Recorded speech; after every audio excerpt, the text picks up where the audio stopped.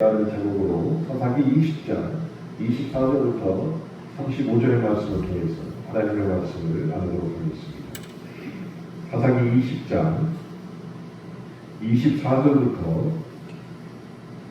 35절까지의 말씀을 함께 읽겠습니다. 그 이튿날에 이스라엘 자손이 베냐민 자손을 치러 나아가매 베냐민도 그 이튿날에 기브아에서 그들을 치러 나와서 다시 이스라엘 자손 18,000명을 땅에 엎드려 드렸으니 다 칼을 빼는 자였더라. 이에 온 이스라엘 자손 모든 백성이 올라가 베델에 이르러 울며 거기서 여호와 앞에 앉아서 그 날이 저물 들어 금식하고 번제와 화목제를 여호와 앞에 드리고 이스라엘 자손이 여호와께 물으니라. 그때에는 하나님의 언약궤가 거기 있고 아론의 손자인 엘리이살의 아들 비느하스가 그 앞에 모시고 섰더라. 이스라엘 자손들이 여쭈기를 우리가 다시 나아가 내 형제 베냐민 자손과 싸우리이까 말리이까 하니 여호와께서 이르시되 올라가라. 내일은 내가 그를 내 손에 넘겨주리라 하시는지라. 이스라엘이 기브아 주위에 군사를 매복하리라. 이스라엘 자손이 셋째 날에 베냐민 자손을 치러 올라가서 전과 같이 기브아에 맞서 전열을 갖추되 베냐민 자손이 나와서 백성을 맞더라. 꾀임에 빠져 성읍을 떠났더니 그들이 큰 길 곧 한쪽은 베델로 올라가는 길이요 한쪽은 기브아의 길로 가는 길에서 백성을 쳐서 전과 같이 이스라엘 사람 30명가량을 죽이기 시작하며 베냐민 자손이 스스로 이르기를 이들이 처음과 같이 우리 앞에서 패한다 하나 이스라엘 자손은 이르기를 우리가 도망하여 그들을 성읍에서 큰 길로 떼어내자 하고 이스라엘 사람이 모두 그들의 처소에서 일어나서 바알 가말에서 전열을 갖추었고 이스라엘의 공격은 그 장소 곧 기브아 초장에서 쏟아져 나왔더라. 온 이스라엘 사람 중에서 택한 사람 10,000명이 기브아에 이르러 치매 싸움이 치열하나 베냐민 사람은 화가 자기에게 미친 줄을 알지 못하였더라. 여호와께서 이스라엘 앞에서 베냐민을 치시매 당일에 이스라엘 자손이 베냐민 사람 25,100명을 죽였으니 칼을 빼는 자였더라.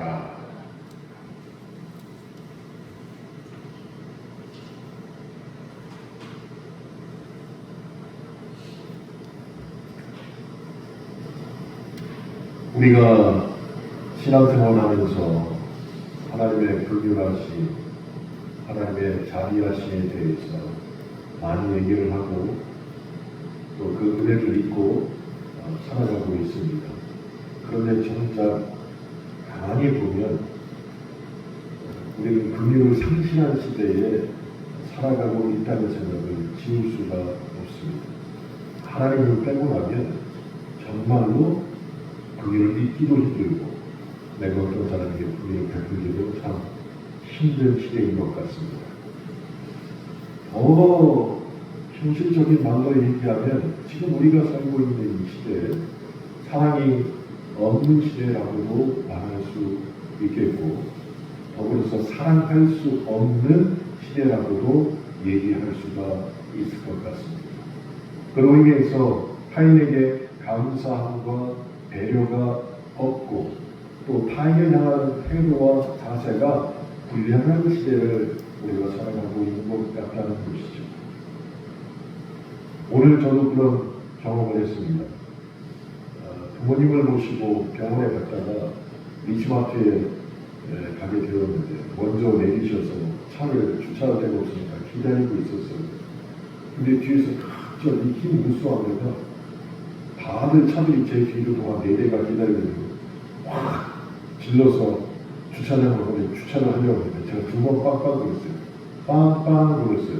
제 마음속에 다른 사람들이 지금 다 기다리고 있는데 그랬더니 이 사람이 차를 딱 빈 공간 앞자리에 세우더니 내리는 거예요. 잘 됐다 그랬어요. 노래가 잘 됐다.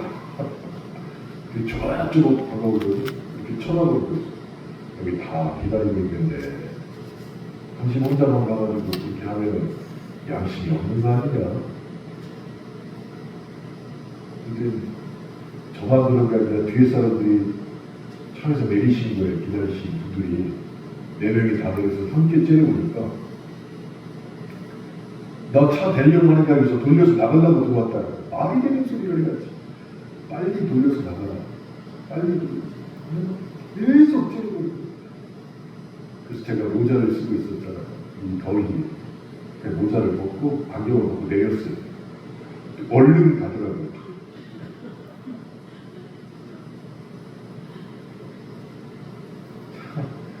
별거 아닌데도 사람에 대한 태도가 살아갈 수 없는 시대를 살아가고 있는 것이 많은 것 같습니다. 20세기의 대표적인 스페인 철학자 중에 미겔 데 우나무스라는 철학자가 있습니다. 이 철학자는 사랑에 대해서 이렇게 얘기했습니다. 사랑받지 못하는 것은 슬프다. 그러나 사랑할 수 없는 것이 더 슬프다. 우리가 그런 시대를 지금 살아가고 있는 것이 사랑할 힘들을 잃어버렸고 그래서 감사로 승화시키는 작업을 하기 어려워졌습니다. 그리스도인들도 말이죠. 그래서 기다려주기보다는 더 빠른 판단과 빠른 비판이 나의 입에서 먼저 나온다는 것이. 그러니까 그것을 종합해보면 긍휼함이 사라진 시대를 우리가 살아가고 있다는 거예요. 하나님의 긍휼함을 제외해놓고는 진짜 긍휼함이 무엇인가 찾기가 힘든 시대를 저와 여러분이 살아가고 있다는 것입니다. 근데 지금만 그럴까요? 아마 예수님께서 활동하셨던 2000년 전에도 긍휼을 상실한 시대가 분명했을 것 같습니다. 왜냐하면 지금과 똑같이 먹고 사는 문제가 굉장히 심각했습니다. 먹고 사는 문제가 이렇게 심각하다 보니까 사랑도 배려도 감사도 하셨다는 것이에요. 또 오늘 아주 또 큰 일이 하나 발생했습니다. 국제 금값하고 우리나라 금값이 차이가 약 24%가 우리나라가 높았어요. 국제 금값보다 우리나라가. 그래서 한 번에 61만 원, 62만 원이 됐습니다. 우리나라가 문제. 그랬다가 엊그제부터 조정이 시작돼가지고 금값이 빠지기 시작했던 거예요. 근데 많은 사람들이 정기적금 올랐다가 그 돈을 다 빼가지고 이번 일주일 사이에 그걸 막 산 거예요. 근데 금값이 내리기 시작. 23개월 갭을 줄여야 된다라고 생각해서 금값이 계속 내려서 국제 시장을 왔는데 가는데 자기는 적금을 다 깨가지고 그걸 사는데 내렸잖아요. 왜 내리냐고 또 와서 난리를 피우고. 왜 그럴까요? 먹고 살기가 힘든 시대이기 때문입니다. 그런데 2000년 전에 예수님께서 많은 사람들을 데리고 다녔습니다. 큰 무리들이 주님을 따라다녔습니다. 그러면서 그들에게 평상시에 듣지 못한 얘기를 자꾸 하신 거예요. 그림에 대해서 말씀하신 거예요. 근데 거기 모인 사람들이 먹고 살기 힘든 사람들이었어요. 주님 따라다니면서 밥 한 끼 해결하기 힘든 사람들이었어요. 처음에 그 사람들이 주님 입에서 나온 말씀을 듣고 아 그렇구나 라고 받아들였을까요? 제 생각은 그렇지 않습니다. 아이 저건 나하고 상관없어. 내가 먹고 살기도 힘든데 무슨 남에게 겉옷을 달라고 속옷까지 주고 그 무슨 말 저건 나하고는 맞지 않는 말이다 라고 생각했을 것 같습니다.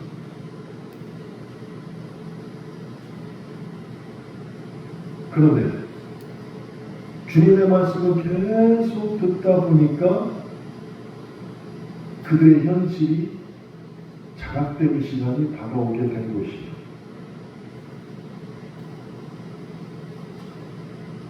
용도 폐기된 긍휼, 알 수 없는 긍휼, 그런 개념만 갖고 살았는데, 그래서 내일을 잃어버리고 살았는데, 그냥 먹고 사는 것이 가장 중요하다고 살았는데, 그래서 제대로 숨조차 쉬지 못하고 살았는데, 주님의 말씀은 이거 나하고는 상관없어 라고 얘기했는데, 계속해서 주님의 말씀을 듣다 보니까 내가 주님에게 긍휼을 잊지 않으면 나는 아무데서도 긍휼을 받을 수 없는 사람이구나 라는 것을 깨닫게 된 것입니다.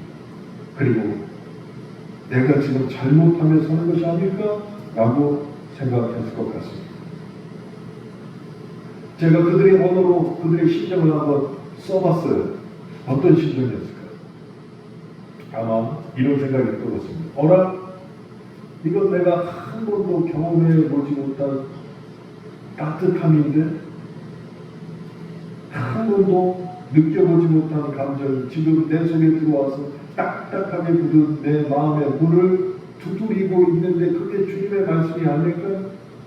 자비, 긍휼, 사랑을 경험해보지 못한 내가 예수님의 시선과 목소리, 그리고 나를 향한 눈 맞춤에 그것이 무엇인지 알아보고 싶은 마음이 나에게서 드는 것은 도대체 뭘까? 이런 생각이 그들에게 점점 들었을 것 같다는 것이, 그럼 이 긍휼이 도대체 뭐냐는 것이, 긍휼아. 헨리 나우엔이라는 사람이 긍휼이라는 책에서 긍휼을 이렇게 정의했습니다. 긍휼은 예수님의 방향을 따라 사는 삶이다 라고 정의했습니다. 예수님의 방향을 따라 사는 삶이다. 그래서 긍휼은 단지 공감하는 마음, 이해하는 태도, 동정하는 행동 정도가 아닙니다. 예수님의 방향을 따라 사는 삶이 되어야 한다는 것이에요. 처음에는 나하고는 상관없는 말씀이야 라고 거절을 했지만, 주의 말씀을 듣다 보니까 나의 태도와 삶의 방향이 주님을 따라가는 삶을 살아간다는 것이에요.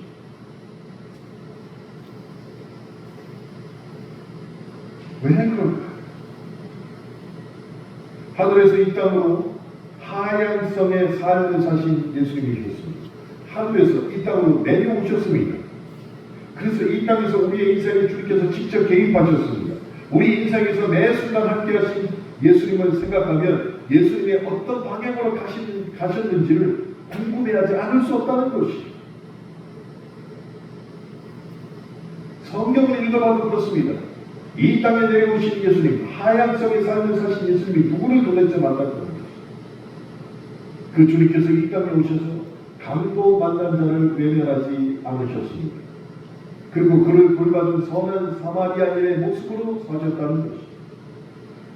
수가라라는 마을에 사는 여인을 만나보자 그때는 유대 내비게이션에도 나오지 않은 그 길을 주님이 직접 걸어가셨습니다. 그래서 그를 만나서 긍휼을 주셨습니다. 시각장애인을 불쌍히 여기신 예수님이셨습니다. 귀신 들린 딸을 치료해달라고 구원친 가나안 여인을 돌아보신 예수님이셨습니다. 간질에 걸린 아들을 치료해달라고 외친 목소리에 반응하셔서 그를 고쳐주신 예수님이셨습니다. 다른 말로 하면 예수님은 이 땅에서 제일 많이 행하신 일이 긍휼하심을 베푸시는 것입니다. 그렇다면 우리도 이 땅에서 주님의 긍휼하심을 따라서 사는 것이 바로 예수님의 마음을 품는 것이고 예수님의 가신 방향을 쫓아가는 길이 된다는 것이죠. 그럴 때 우리를 사랑으로 안아주신 예수님과 같은 마음으로, 또 사랑으로 만져주신 예수님과 같은 마음으로, 사랑으로 우리의 인생을 걸어주신 예수님과 같은 마음으로 예수님의 마음을 품고 이 땅에서 긍휼을 베푸며 살아갈 수 있게 되는 것입니다.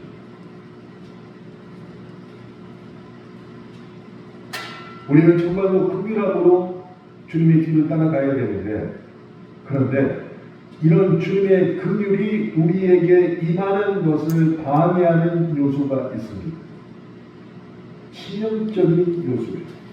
그게 바로 알지 못하였다는 핑계입니다. 알지 못한다는 핑계. 자, 오늘 우리가 함께 읽은 사사기 본문 20장 24절부터 35절이 바로 알지 못했던 핑계를 잘 드러낸 본문이에요. 나도 알지 못했습니다. 그래서 행한 겁니다. 여러분, 우리는 너무나 잘 알고 있죠. 청문회 나온 사람들이 대부분 학력도 좋은 사람이고 직업도 좋은 사람이고 가문도 좋은 사람인데 그들에게 청문회만 나오기만 하면 똑같은 병이 생겨요. 뭐라고 생겨요? 다 모르겠다. 다 모르겠다. 진짜 모를 거야? 아마 알지 못하였다는 핑계를 대고 있다는 거죠. 이게 긍휼한 마음을 갉아먹는 요소가 되는 것이죠. 자, 사사기 20장, 우리가 읽은 이 20장에는 베냐민 지파도 나오고 기브아 사람들도 나옵니다. 그런데 베냐민 지파는 기브아 사람들이 저지른 악행을 감쌌습니다. 잘 들으세요.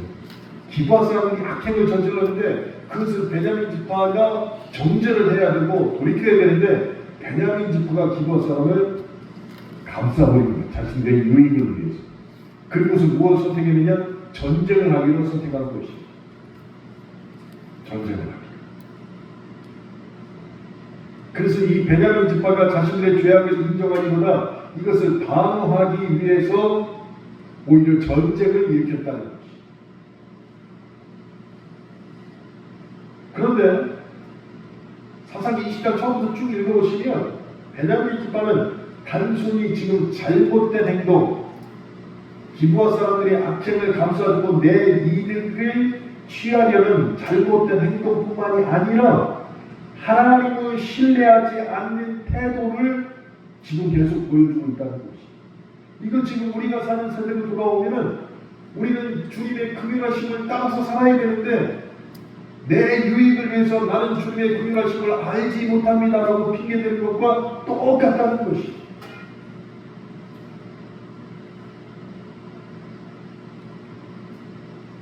이 사사기 20장을 제대로 하려면 사사기 1장부터 보셔야 됩니다.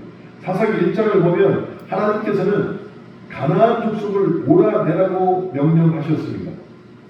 그런데 유일하게 이스라엘 지파 중에서 베냐민 지파는 이 하나님의 명령을 따르지 않았어요. 베냐민 지파. 그러니까 처음에는 매우 사소해 보였던 불순종이 사사기 1장이 시작되는데 사사기 20장에 가니까 그것이 더 큰 죄악으로 퍼져서 전쟁까지 이르게 되었다는 것입니다.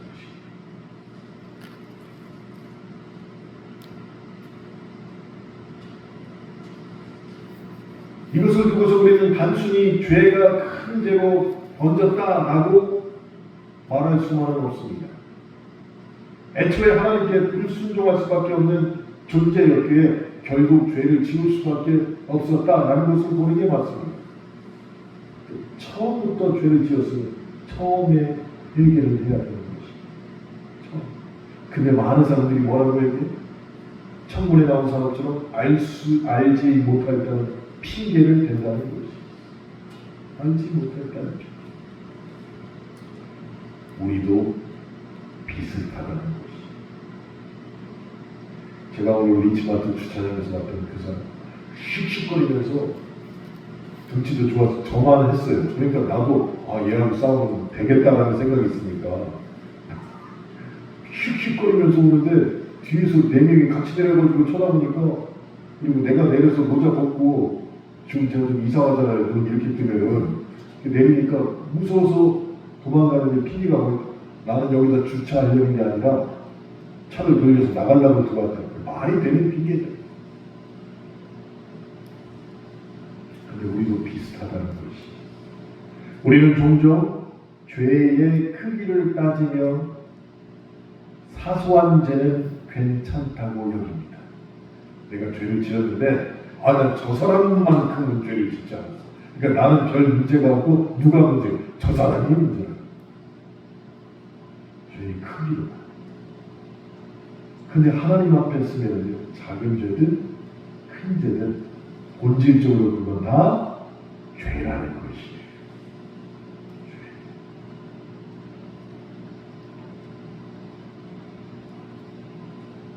그래서 우리는 죄가 되는 행동을 피하려고 애쓰는 것보다 그보다 더 나아가서 하나님 앞에서 자신의 모습이 어떠한지를 근본적으로 돌아보는 것이 훨씬 더 중요하다는 것입니다. 자, 베냐민 지파는 결국 자신들의 죄악을 직면하기보다 감추고 합리화하려는 것을 선택하게 되었습니다. 사사기 1장에서부터 시작된 그 작은 순종하지 않은 것이 사사기 20장에 와서 전쟁으로 이루어지는데 결국 그것은 나를 합리화하기 위한 조치였다는 것이에요. 기브아의 죄를 지적받자 회개하기보다 오히려 전쟁을 하겠다고 나섰다는 것이죠. 막 상대방보다 더 세게 나가면 상대방이 죽어서 어떻게 하지 못하겠지 하면서 막 더 세게 나가는 것이에요. 근데 나라만 그럴까요? 사람들은 자신의 잘못을 지적받을 때 변명도 하지만 또 한 가지 뭐래요? 분명히 자기가 잘못했는데 변명합니다. 근데 변명이 안 통하면 그 다음에 뭐래요? 잘못한 사람이 분노한다는 것이. 여러분, 남자분이 덜 계시니까 집에 가셔서 분명히 잘못은 남편이 했는데 그래서 막 지적을 했는데 남편이 그만해, 한 번만 더 얘기해봐 하면서 막 더 승질내지 않아요? 그게 분노라는 거예요. 분노. 근데 누가 그래? 잘못한 사람이 그렇다는 거예요. 베냐민 지파가 그랬다는 것이에요. 그냥 그 자리에서 변명하다가 안 되면 제가 잘못했습니다, 내가 다시는 안 그러겠습니다, 이렇게 우리의 영으로 회개를 해야 하는데 그것이 하나님 앞에서 바른 태도인데 변명하다가 안 먹힐 것 같으니까 많이 그럴 수도 있지 뭐 이치가 없어. 오히려 더 화를 낸다는 거지. 그래서 하나님 앞에서 바른 태도가 아니면 사람 앞에서도 바른 태도가 아니죠. 그런데 그렇게 할 수 있는 이유가 있었습니다. 이 베냐민 지파는 자기 지파 속에 굉장히 뛰어난 전사들이 있다는 걸 알고 있었어요.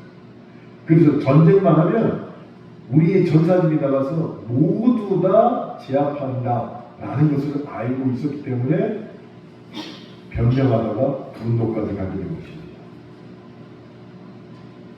정말 전쟁이 일어났습니다. 그랬더니 첫 번째, 두 번째 전투에서 베냐민 지파가 자신한 만큼 승리하게 되었습니다. 그런데 그것이 거짓된 승리였다는 것이죠. 베냐민 지파가 두 번의 전쟁에서 전투에서 이긴 이후에 의기양양했을 때 이스라엘이 전략을 쓰게 된 것이었어요. 그것도 베냐민 지파를 완전 패망하게 이를 전략을 쓰게 된 것이었어요. 자, 변명하다가 분노까지 이른 사람이 싸움에서 두 번이나 이겼다 아나 무인이 되죠. 그러니까 그런 길을 거는 사람은 자신의 죄악은 직시하지 않고 자기에게 있는 강점만을 더 드러낸다는 것이. 자기 육체, 자기 행태에 있어서 강점만을 드러냅니다. 근데 우리도 이와 같지 않다는 것이.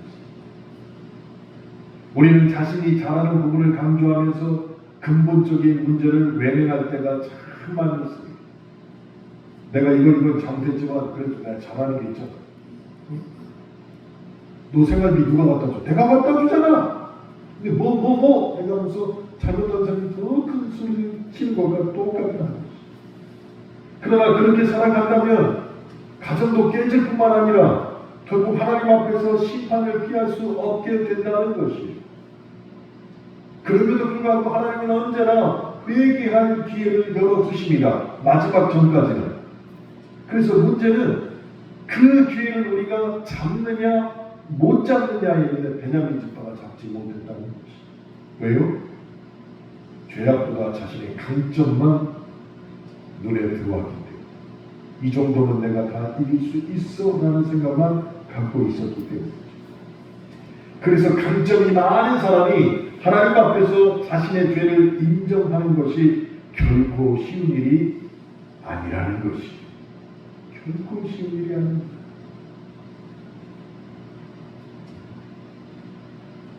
사랑하는 성도 여러분, 우리는 자신을 돌아보는 것이 어렵고 또 잘못을 인정하는 것을 매우 두려워합니다. 그러나 하나님은 우리의 죄를 드러내시는 분이자 동시에 용서하시는 분이심을 알아야 합니다. 그래서 하나님 앞에서 우리의 모습을 숨기려 하지 말고 오히려 하나님 앞에 나갔을 때 더 겸손히 순종함으로 회개에 이르면 내가 더 깨끗해질 수 있다는 것을 알아야 한다는 것입니다. 그런데 베냐민 지파는 마지막까지 돌이킬 기회를 놓쳤습니다.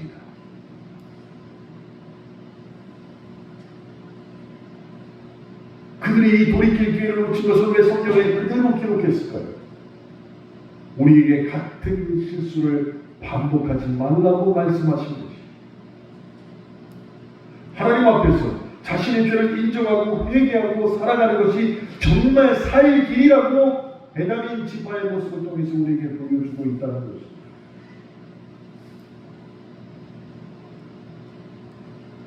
여러분, 나이가 들면 들수록 더 현명해져야 되는데 나이가 들면 들수록 스스로 깨닫기가 훨씬 더 쉽지 않아진다는 것입니다. 제가 요즘에 우리나라가 이런 국면에 처해 있고 앞으로 20일 후면은 진짜 결정적인 판결이 나올 텐데 제가 가입되어 있는 카톡에 수많은 방들이 있을 거 아니에요. 막 그 중에 지금 막 하루에도 10개 이상 막 카톡을 올리시는데 그거라고 같은 방에 여러 군데 들어있어요. 그걸 막 이 방 저 방 저 방 맨날 카톡 그래서 다 모음을 해놨어요. 똑같은 내용을 하루에 몇 개씩 계속 올리고 그래서 제가 한 번은 존중을 부탁드렸습니다. 우리 지금 이 모임, 목사님들 60년 모임 이 방에는 중요한 공지사항들이 여러 있는데 목사님께서 계속 이렇게 올리시다 보면 우리 멤버들이 공지사항을 못 보고 넘어가지 않느냐. 그러니까 이 방에는 우리 필요한 것만 올리도록 부탁을 드립니다. 놀랬더니 뭐 저다가 제가 충분히 시작이 지금 뭐 해야 되는데 제가 그랬어요. 얼마나 목사님 나하고 3살 차이 나는데 4에서 3살 차이로서 만나면 다 친구요. 반말할까 내가? 난 3일 후면은 다 잊어버려. 당신하고 나는 내가 다 잊어버려. 네가 나가든지 내가 나가든지 어떡할래? 어디서 그러냐. 3일 후로 내가 잊어버린다니까? 오늘 했던 대화를? 또 올려 안 올려? 그리고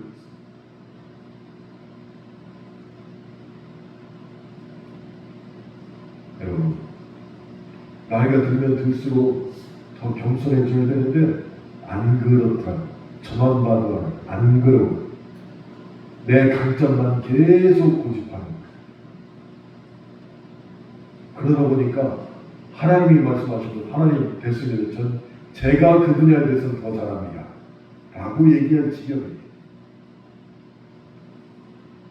여러분, 하나님의 도우심이 없으면 우리는 잘못을 깨닫기도 어려운 수많은 미약한 존재입니다. 그래서 더욱더 하나님 앞에서 겸손히 나아가 하나님의 뜻에 순종하며 살아가는 신앙인이 되기를 소망해야 되는데 그게 쉽지 않다는 것이.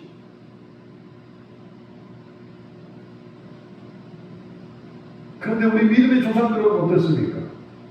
창세기 12장 3절에 이런 말씀이 기록되어 있습니다.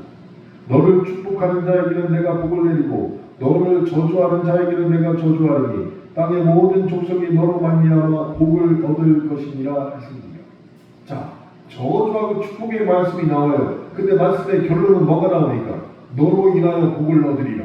그러니까 이 사람은 자기하고 좋은 관계, 나쁜 관계에 있는 사람이 있는데 이 사람에게 한 사람은 복을 주고 한 사람은 저주를 해야 되는데 결국 너로 말미암아 모든 사람이 복을 얻으게 하니까 아브라함은 어떻게 했어요? 모든 사람에게 복을 빌어준 사람이었다는 것이.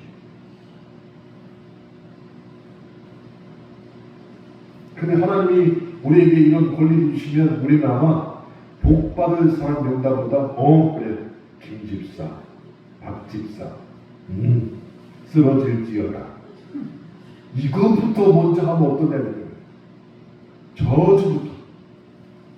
왜 그럴까요? 긍휼을 알지 못하게 하는, 알지 못하겠다는 핑계를 대며 산 사람이 너무 많기에 아브라함은 모든 사람에게 복을 빌어줘. 나도 과연 그럴 수 있나? 그러니까 아브라함이 하나님으로부터 복의 근원이 되었다는 것이에요.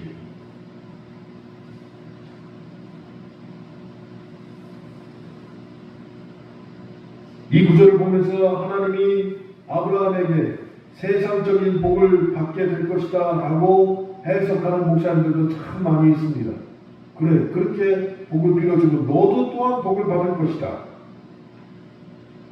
그러면서 하시는 말씀이 갈대아 우르를 미련 없이 떠났기에, 그렇게 순종을 했기에 아브라함이 세상적으로도 큰 복을 받았다 라고 얘기하는 분들도 있습니다. 그리고 많은 그리스도인들이 그것을 기대하고 사모합니다. 예, 맞는 말씀입니다. 그래서 나도 그렇게 하나님 말씀을 순종하고 따르면 세상에서 복을 받을 것이다 라고 여긴다는 것이에요. 그게 정말 그럴까요? 정말 그러냐는 것이.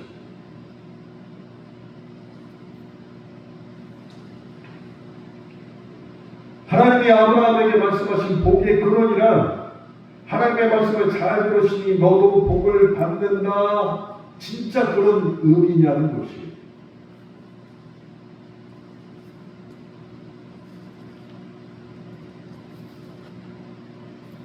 아브라함은 하나님에게 이 말씀을 듣고 그냥 그대로 세상 속으로 나섰습니다. 하나님 나에게 이렇게 말씀해 주신 것 자체가 긍휼하십니다. 내가 긍휼을 입은 자입니다.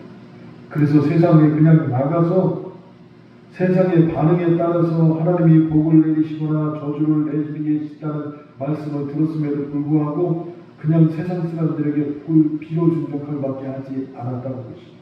아브라함이 진짜 저 사람 복받은 사람, 저 사람 저주받은 사람 정해가지고 하나님 앞에 기도를 올려서 허락받고 그들에게 복과 저주가 임한 게 아니라 내가 긍휼을 입은 사람이고 나가서 그냥 모든 사람에게 복을 빌어줬다는 것이. 다른 말로 하면 아브라함이 무엇인가 뛰어나게 잘했기 때문에 하나님이 그에게 복을 주신 것이 아니라는 것이. 하나님이 복은 하나님의 존재 가치에 따라서 하나님이 마음껏 누구에게나 주실 수 있다는 것을 아브라함이 믿었다는 것이. 내가 정해놓은 게 아니에요.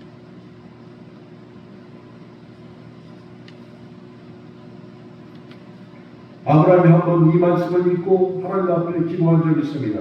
우리가 잘 알죠. 소돔과 고모라 사건에서 극적으로 이 말씀이 발휘가 됩니다. 아브라함이 찾던 의인 10명. 그런데 소돔과 고모라에서는 의인 10명을 찾지 못했습니다. 그런데 아브라함이 그 마음속에 이런 마음이 들지 않았을까요? 어떤 기도를 한다 할지라도 하나님이 궁일하시니까 내 기도를 들어주신다는 것을 믿고 있었을 텐데 왜 마지막에 아브라함이 끝까지 가지 못했을까?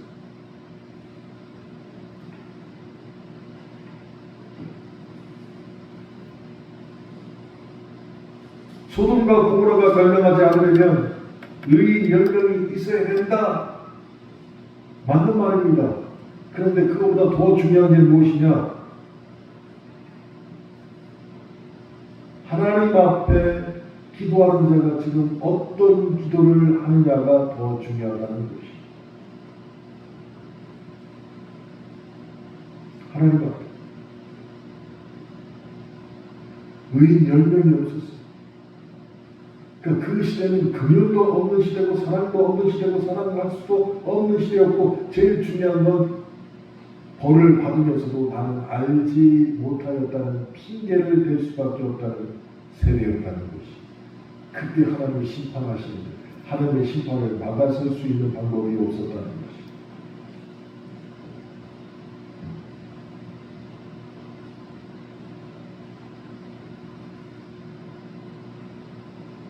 우리의 기도가 예수님과 하나님 기도 사이에서 응답받으려면 그저 값없이 은혜로 받아 누리기만 하는 상태가 되어야 되는데 무엇을 값없이 받아 누리냐는 것입니다.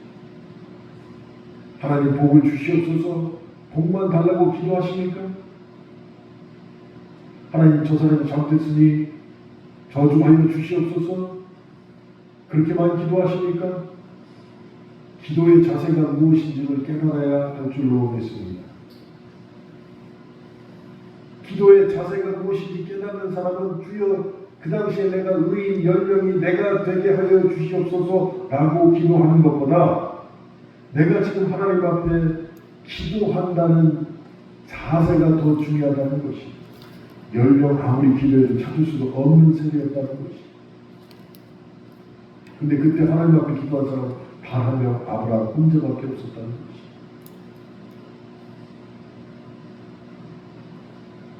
그럼 이 시대는 어떻게 해야 될까요? 하나님께서는 지금도 이 시대를 바라보면서 알지 못하는 핑계를 대고 있는 사람들 앞에서 나에게 누군가 기도하는 한 사람을 찾고 계시다는 것입니다. 그게 기도의 자세입니다. 하나님 복 주세요, 복 주세요, 복 주세요. 좋은 말 많습니다. 예, 당연히 해야 될 기도죠. 근데 그보다 하나님 진짜 원하는 기도는 기도의 자세가 무엇이는지 알고 하나님이 나에게 베푸신 그 일이 무엇인가를 이미 깨달은 자가 올리는 기도를 받아주신다는 것입니다. 여러분, 베냐민 지파의 첫 번째 불순종은 결국 그 지파를 멸망시키는 데까지 이르게 하였습니다. 근데 그 과정에서도 나는 알지 못하였기에 죄가 없습니다 하고 뻔뻔한 자세를 유지했다는 것입니다.